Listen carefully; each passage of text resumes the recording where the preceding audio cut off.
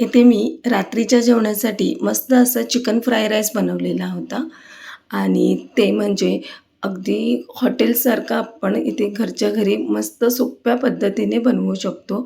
हॉटेलमध्ये ह्या गरमीचं chicken fry rice खायचा म्हणजे त्याच्यामध्ये बरेच सॉस किंवा अजिनोमोटो वगैरे घातलेला असतो आणि ह्या गरमीमध्ये अजिनोमोटो म्हणजे पोटाला त्रासच आहे. त्यापेक्षा अगदी सोप्या पद्धतीने तुम्ही घरी बनवू शकता. जास्त काहीही ह्याच्यामध्ये मी सॉस वगैरे वापरलेले नाही आहे. चला मग पटकन वळूया रेसिपीजवळ.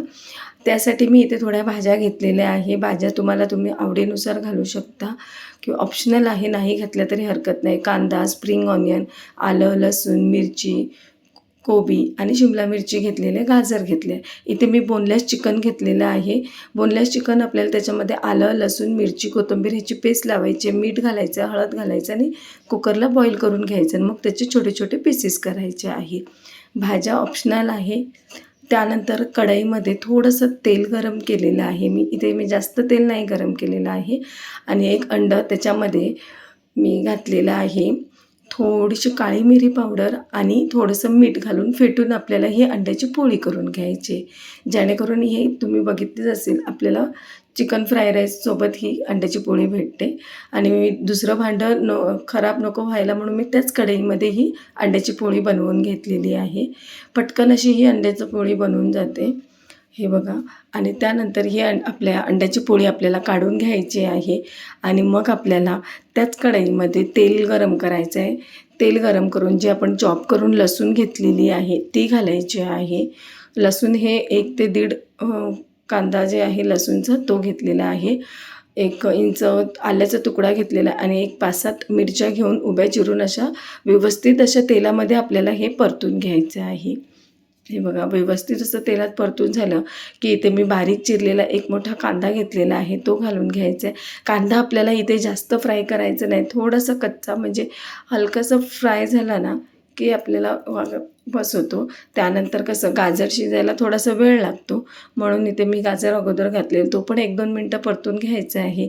त्यानंतर इथे मी शिमला मिरची घेतलेली आहे आणि आपलं जे कॅबेज आहे म्हणजे कोबी आहे तो घेतलेला आहे.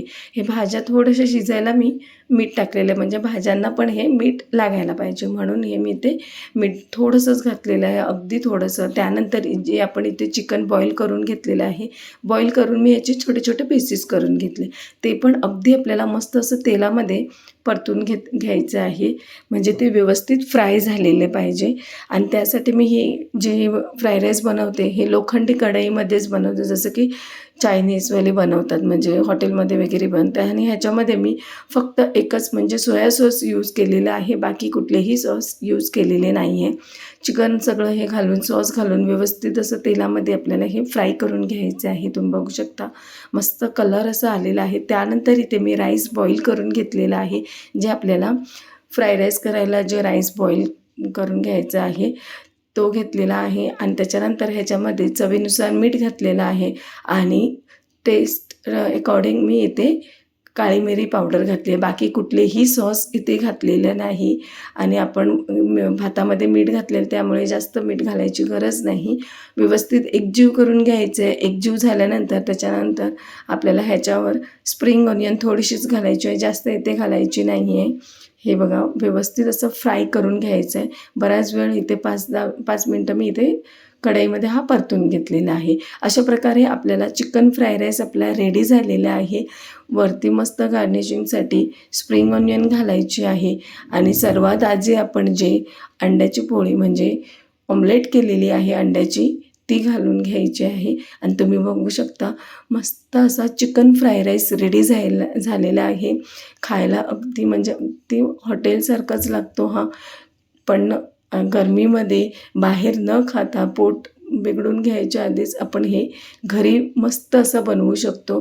टेस्ट खूपच छान झालेली होती आणि तुम्ही बघू शकता कलर टेक्स्चर पण किती छान आलेलं आहे.